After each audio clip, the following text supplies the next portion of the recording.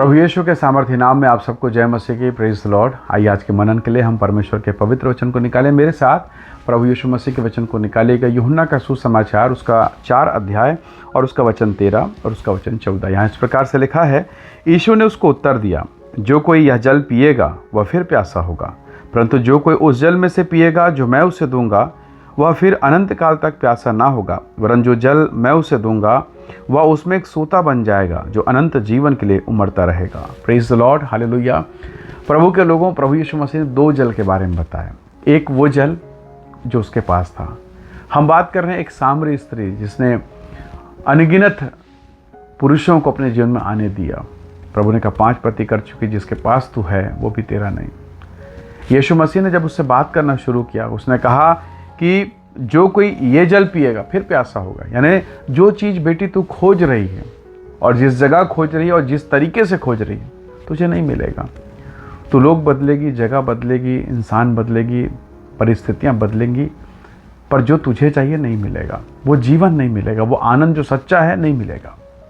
प्रभु ने कहा कि ये जो जल है जो इसे पिएगा वो फिर प्यासा होगा। पर यीशु ने कहा मेरे पास वो जल है, अगर मैं उसे दूं और तू उसे ले ले या तू उसे मांग ले और मुझसे ग्रहण कर ले, तो ना केवल वो तेरी प्यास मिटाएगा पर तुझ में से एक सोता बह निकलेगा। बड़ा ताज्जुब लगता है कि ये पवित्र बातें, ये अद्भुत बातें प्रभु यीशु मसीह एक पाप में जीवन बिताने वाली महिला से कर रहे हैं। बड़ा अटपटा लगता है। कई बार हम लोग वैसे ही हैं, हमारा सोच वैसा कई बार हो जाता है कि इस प्रकार की बातें तो पवित्र लोगों को शोभा देती है। पवित्र परमेश्वर किसी नबी, किसी भविष्यवक्ता, किसी प्रॉफिट्स को ये प्रकाशन, रेवलेशन देते तो बेहतर था। ये पापनी स्त्री क्या काम करेगी? तो कई बार हमें लगता है इससे कुछ नहीं हो सकता, इससे तो कोई उम्मीद नहीं। ओहो, ये तो पूरे गांव को बिगाड़ने वाली, ये तो पूरे मोहल्ले का बिगाड़ने वाला, उसका लड़का, उसकी लड़की। कई बार हम बाहरी रूप से देखते हैं, पर अगर आपने यूहन्ना के सुसमाचार अध्याय 4 को पढ़ा है तो आपको पता है इस महिला ने जब यीशु के साथ मुलाकात किया, उसका जीवन परिवर्तित हुआ। और जिस नगर, जिस गांव में वो रहती थी, वो पूरा गांव जीवन पा गया। हालेलुया। किसके द्वारा? क्या ये 12 प्रेरित जाकर सुसमाचार प्रचार के? नहीं, ये यही पापनी स्त्री। इसका मतलब ये है कि प्रभु यीशु मसीह का अगर अनुग्रह पापी से पापी, दुष्ट से दुष्ट व्यक्ति पर भी हो जाए तो वो उसे अपनी महिमा के लिए इस्तेमाल कर सकता है। जब प्रभु उसे इस्तेमाल कर सकता है, उस प्रकार की स्त्री को, तो मेरी बहन, क्या वो आपको इस्तेमाल नहीं कर सकता? आपको क्या लगता है मेरे भाई कि परमेश्वर आप पर दया नहीं कर सकता? क्या वो आपको इस्तेमाल नहीं कर सकता? हम में से बहुत सारे लोग, हमारे घर में बहुत सारी ऐसी चीज़ें होती जो रोज़ झाड़ू पोछा लगा के बाहर फेंक देते हैं, पर कुछ लोग होते हैं जो उसे उठा कर लेके जाते हैं, उसे रिसाइकल किया जाता है, हालेलुया, फिर से नया बना दिया जाता है, क्योंकि उनके पास एक टेक्नोलॉजी है। प्रभु ने कहा मैं तुम्हारे हृदय से, तुम्हारे भीतर से पत्थर का हृदय निकालूंगा और मांस का दूंगा। यीशु ने कहा जैसा संसार देता वो शांति नहीं, पर मैं अपनी शांति तुम्हें दिए जाता हूँ। तो जो परमेश्वर का है, जब तक हम प्रभु के पास नहीं जाएंगे हम समझ नहीं पाएंगे। एक तालाब को जब तक हम तैरेंगे नहीं, ये जानना अलग है कि इतना मीटर है, इतनी गहराई, इतनी लंबाई चौड़ा, हम जान सकते हैं, पर अनुभव के साथ जानना एक अलग विषय है। यीशु मसीह के बारे में आपने कई जगह सुना होगा, किसी से सुना होगा, कहीं पढ़ा होगा, पर स्वयं अनुभव करना, उसे चखना अलग बात है।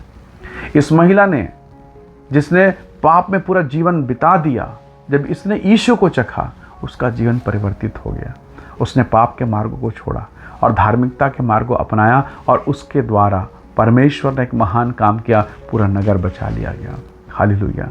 आपके द्वारा भी प्रभु आपके घर, आपके परिवार, आपकी पत्नी, बेटा, बेटी, हर किसी को बचाने की सामर्थ्य रखता है। प्रभु के लोगों, एक बल्ब में स्वयं की रोशनी नहीं होती।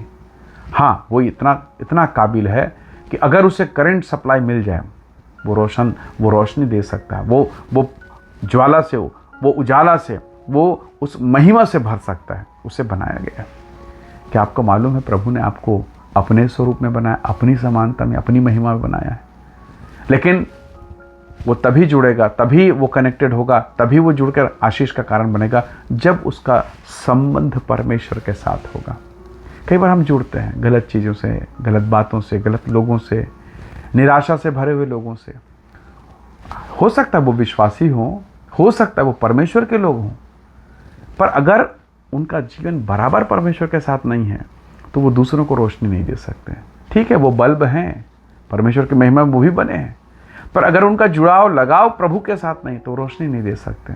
तो बेहतर है कि आप किसी अन्य के साथ जुड़ें, परमेश्वर के साथ जुड़िए, जिसने आपको बनाया, जिसने आपको रचा है, जिसने आपका निर्माण किया, वो सब कुछ आपके बारे में जानता है। और जब आप उसके पास जाते हैं, वो कहेगा मैं तुझे वो जल दूंगा जो ना केवल तेरी प्यास बुझाएगा पर तेरे द्वारा जीवन जल की नदियां बह निकलेंगी। हालेलुया! कैसा अद्भुत अनुग्रह है ना कि परमेश्वर आपको और मुझको इस्तेमाल करना चाहता, दूसरों को शांति देने के लिए, दूसरों को आशीष देने के लिए। इसलिए स्वाभाविक तौर पर कई बार मनुष्य होने के नाते हम इसे समझ नहीं पाते, पर जब आप परमेश्वर के निकटता में आते हैं, जब प्रभु के उपस्थिति में आते हैं, परमेश्वर आपको आशीष देगा।